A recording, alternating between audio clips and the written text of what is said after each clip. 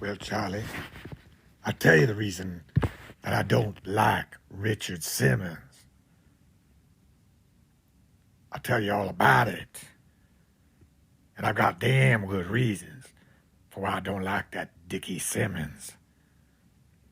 About 30 years ago, I was seeing this girl.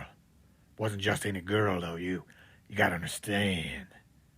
This girl was the embodiment of perfection. She had what I would call like a curvilicious body. Just the perfect proportion. Like some people used to say about Marilyn Monroe. But Marilyn Monroe she couldn't hold a candle to this girl. She was about 5'9", blonde hair, real blonde hair. You know what I'm saying? She had full breast, areolas like $50, nipples like pencil erasers, Charlie. You see what I'm saying? This is the kind of woman that when she's laying on the bed, there were times when I didn't even make it inside of her, and I would come so hard I thought I was going to die. There are women like that. Well, this woman, at the time, she was taking an aerobics class from none other than Richard Simmons. And sometimes I go down to the class right about the time it was ending to pick her up so we could go out, have a good time. I can tell by your face, you don't know who Richard Simmons is, do you, Charlie? No. Well, you ought to know who he is, Charlie. It's not like you're that much younger than me. You're quite a bit younger. But Richard Simmons was like a bit of he wasn't no national treasure, but he was famous, Charlie. He was the most famous aerobics instructor in all the country. But he was definitely playing for the other team. He used to wear these white little shorts with slits on the side that came all the way up to his crotch and accentuated his non-existent bulge, if you know what I mean. Then he'd wear tank tops, and he had a little rainbow headband and frizzy fucking hair. He had like a frickin' some kind of crazy curly cue ball head. A lot of hair. And he loved the aerobics. He'd dance around, strut around in his little shorts like a peacock, Charlie, smiling, having a good time. Oh, he always looked like he was having a good time. But I never liked him, Charlie. I knew right away there was something not right about Richard Simmons. I knew it. But hey, what could I do? My girl loved him.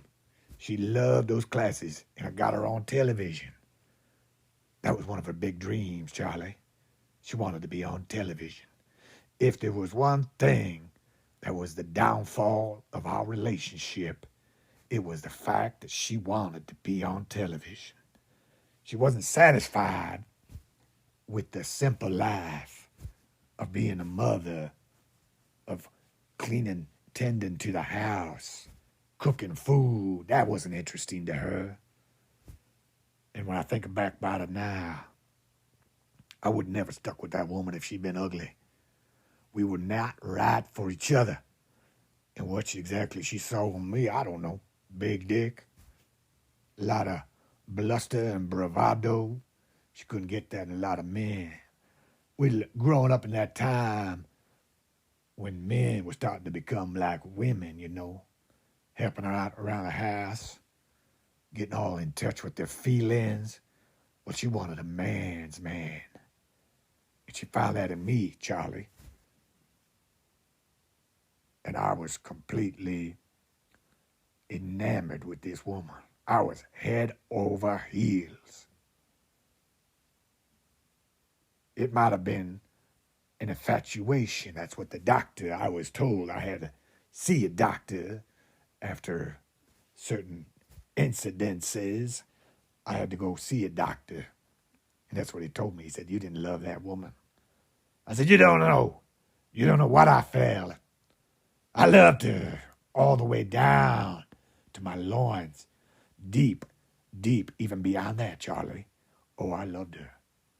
Well, one day I heard that Richard Simmons was putting his hands on her, maybe places where he shouldn't have been putting his hands. You see what I'm saying? Oh, he told everybody he was just trying to help her with certain movements, certain positions, but his hands were on her, Charlie. His hands were on her. And I can't tolerate that kind of thing. I can't. I can tolerate a lot, Charlie, but I couldn't tolerate that. You might be able to tolerate it, Charlie, because you're a fucking sissy boy. You're a sissy, Charlie. You're a goddamn sissy. You sit around like a dog wagging your tail, smiling at everybody.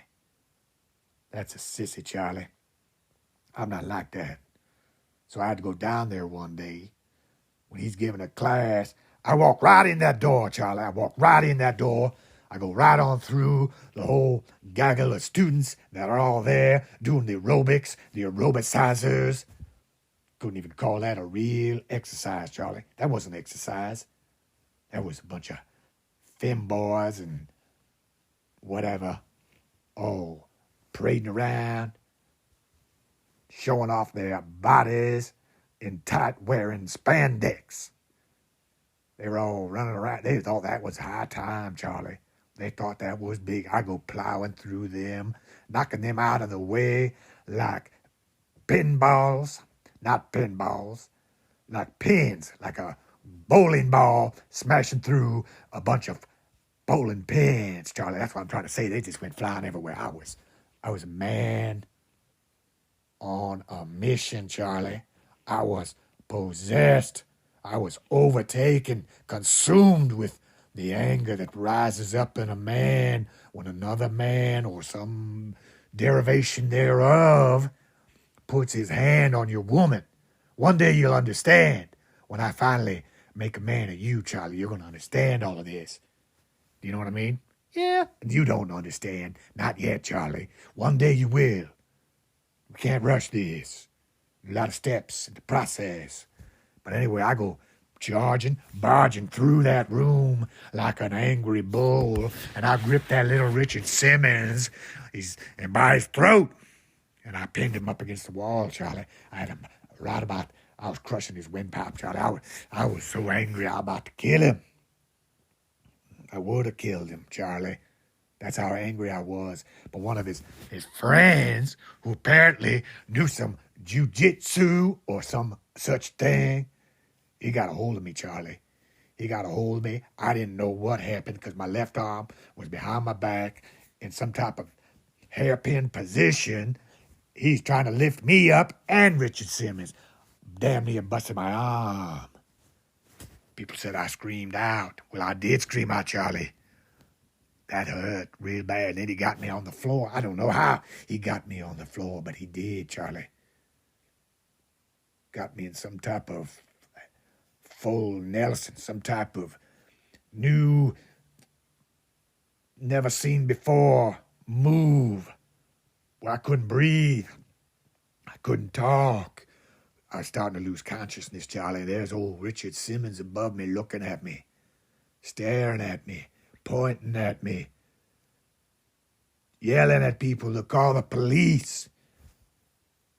And then I lost consciousness, Charlie, and next thing I know, I wake up in the hospital. No, I did go to the hospital. And I did wake up in the hospital, but I didn't stay there very long, Charlie. The police, they came and got me, took me to jail, made me read a bunch of paperwork that said I couldn't go near Richard Simmons anymore. And guess what, Charlie? That woman I was in love with, I couldn't go near her anymore either. She didn't want nothing to do with me, Charlie. She didn't want nothing to do. She didn't know. She didn't really understand. You see what I'm saying? She didn't understand what a man's man is. What happens. She didn't know about the things that go on in a real man. So she started dating some man who was in touch with his feelings. Some man who helped her wash the dishes. Some man who vacuum cleaned the floor on Saturday, Charlie. That's right. That's what happened to her, Charlie. Yeah, you wonder why. Or why aren't you married? Why aren't you married? Why don't you have kids? You're always asking me these questions, Charlie. And that's why. Now you know this story, Charlie. And you can stop asking me.